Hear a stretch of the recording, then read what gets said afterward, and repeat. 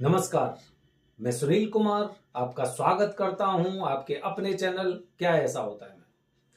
दोस्तों, जब कुंडली में हमारी में काल सर्प दोष होता है तो हमारे सामने सबसे बड़ी एक समस्या होती है कि हम इसका निवारण कहां करवाएं।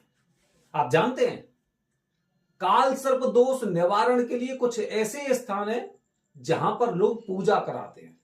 हालांकि कुछ ऐसे स्थान भी है जहां पर लोग अपनी मर्जी से या इनके आसपास के जो पंडित जी होते हैं उनके अनुसार ये पूजा कर लेते हैं। तो दोस्तों, आखिरकार कौन कौन से ऐसे स्थान है जहां पर आपको काल सर्प दोष की पूजा करनी चाहिए या फिर जहां पर होती है।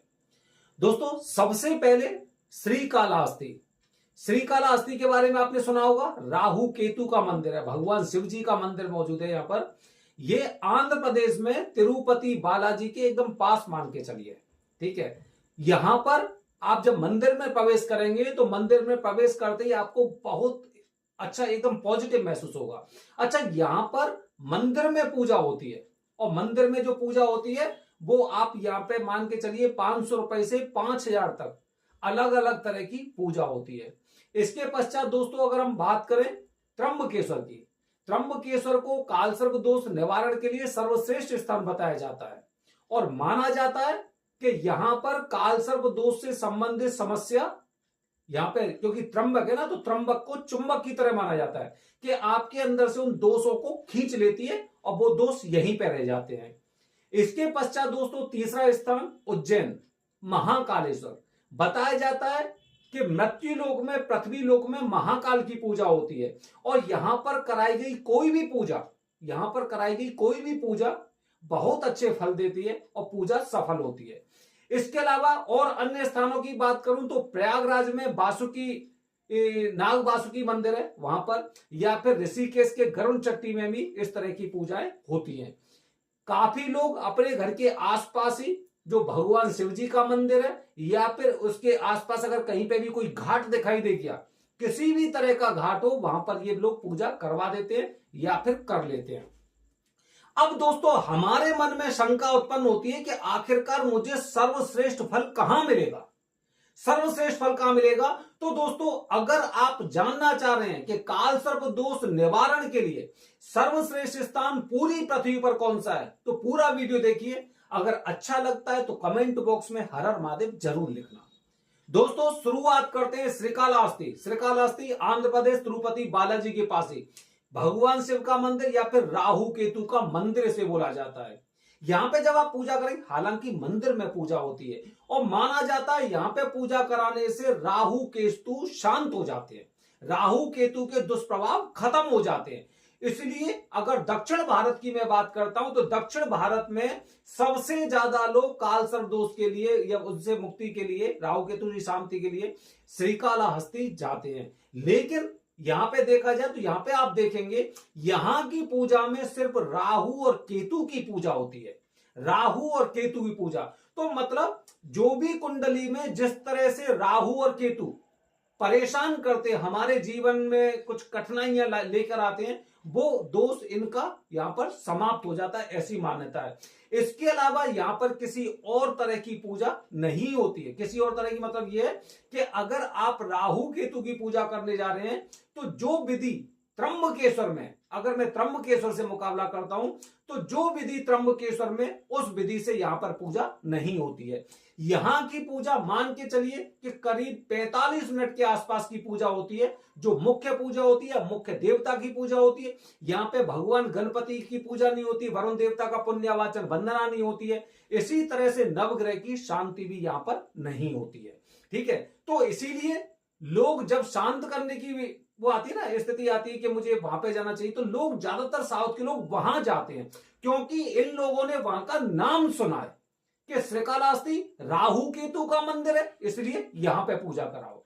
दूसरी बात, दूसरा स्थान त्र्यंबकेश्वर।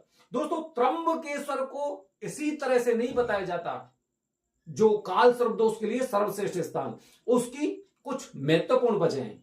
महत्वपूर्ण वजह दोस्तों, जब भी हम कोई भी पूजा करते हैं, किसी भी तरह की पूजा करते हैं या फिर कोई शुभ कार्य होता है, तो आपने देखा होगा अगर आपके घर में भी किसी तरह की पूजा होती है तो भगवान गणपति की पूजा सबसे पहले की जाती है और ये पूजा करना एक अपने आप में एक उद्देश्य समझा जाता है कि अब इसके पश्चात हमारे सारे कार्य सफल होंगे।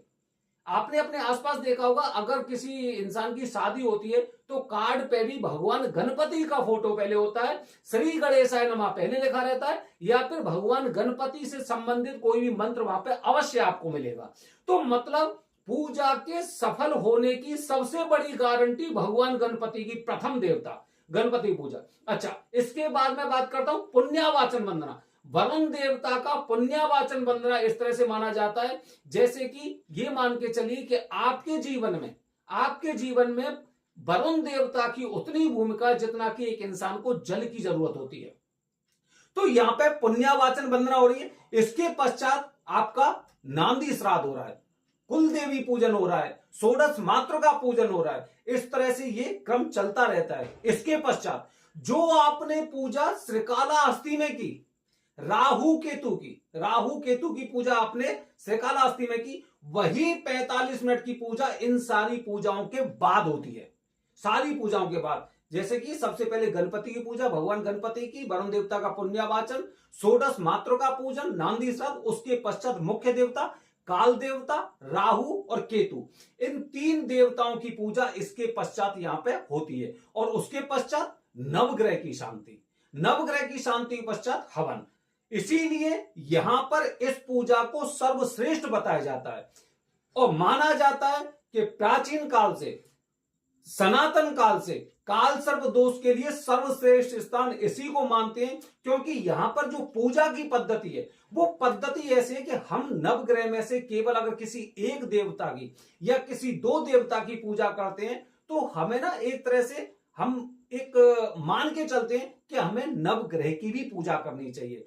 ऐसा नहीं है कि जो हमें कष्ट दे रहा है केवल उन्हीं को शांत करें, अन्यथा जो अन्य ग्रह होते हैं उनके भी दुष्प्रभाव हमें झेलने पड़ सकते हैं। अब अगर हम एक इंसान की तरह से हम उसे देखते हैं तो अपनी जो कुल देवी हैं, कुल देवता, उनका भी आचमन करना चाहिए, उनकी पूजा करनी चाहिए, जिससे कि हमें उस चीज के फल प्राप्त हो सके। अगर वहां से कहीं से भी अगर उनकी कुछ ऐसी कहते हैं ना हमारे ऊपर कुछ समस्या हो तो वो भी हमें मुक्ति मिलती है। अब बात करते हैं दोस्तों उज्जैन की महाकाल की। महाकाल में अगर आप देखेंगे करीब 60-70 साल पहले वहां पे इस तरह की पूजा नहीं होती थी कि काल सर्प दोष की स्पेसिफिक पूजा हो रही है या पितृ दोष की पिंडदान, हालांकि होते थे, लेकिन काल सर्प दोष की पूजा पूरी की पूरी त्र्यंबकेश्वर की यहां पे पूजा स्थापित हुई है। लेकिन क्योंकि पृथ्वी लोक में आकाशे तारक लिंगम पाताले हाटकेश्वरम मृत्यु लोके महाकालम त्रियम लिंगम नमस्तुते, मतलब मृत्यु लोक में महाकाल की पूजा होती है और महाकाल के आसपास जो भी पूजा कराई जाती है वो पूजा सर्वश्रेष्ठ मानी जाती है और उसके सर्वश्रेष्ठ फल प्राप्त होते हैं। इसीलिए ये पूजा उज्जैन में सफल हुई। हालांकि पद्धति त्र्यंबकेश्वर की थी, कुछ त्र्यंबकेश्वर में पद्धति श्रीकालाहस्ती की थी, लेकिन त्र्यंबकेश्वर की एक अलग पद्धति थी और उसी पद्धति के अनुसार उज्जैन में महाकाल में पूजा होती है। ठीक है, तो इस तरह से महाकाल में कराई गई पूजा भी आपको बहुत अच्छा फल इसलिए देती है क्योंकि मृत्यु लोक में, भूलोक में महाकाल की पूजा बताई गई है और उनके एकदम आसपास ही आप छोटी सी भी पूजा करते हैं तो उस पूजा के भी आपको सर्वश्रेष्ठ फल प्राप्त होते हैं।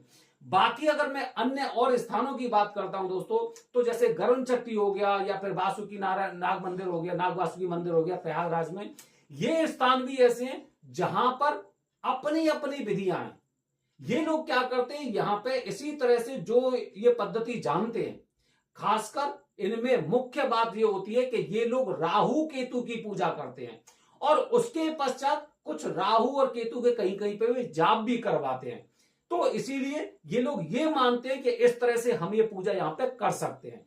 तो अगर आप एक गहराई में जाएंगे तो गहराई में जाकर आप ये देखेंगे कि काल सर्प दोष के लिए मुक्ति के लिए त्र्यंबकेश्वर ही सर्वश्रेष्ठ स्थान है।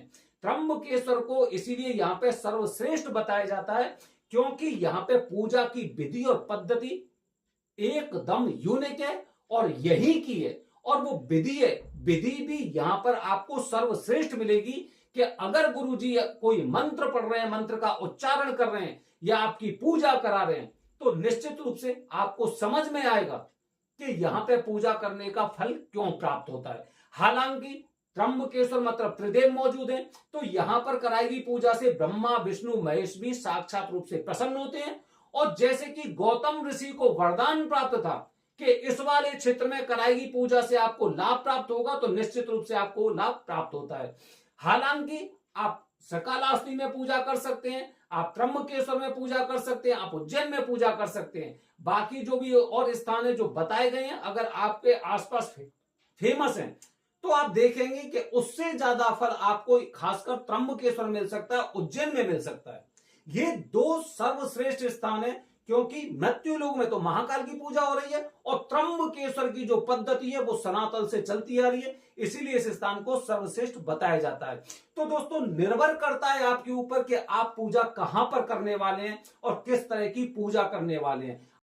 अंत में दोस्तों फिर वही ध्यान रखिए, डायरेक्ट फोन करने से कोई फायदा नहीं है, कोई लाभ नहीं मिलने वाला है। आपका समय बर्बाद होगा, मेरा समय बर्बाद होगा। अगर आप मुझे अगर आपको काल सर्प दोष की पूजा करनी है तो मुझे व्हाट्सएप करिए इसी दिए गए नंबर पर, काल सर्प दोष पूजा या फिर काल सर्प दोष पूजा उज्जैन या फिर काल सर्प दोष पूजा त्र्यंबकेश्वर या फिर मंगल दोष पूजा, केवल इतना मैसेज करिए। आपके व्हाट्सएप पर आपको जो जानकारी चाहिए वो सारी मिल जाएगी।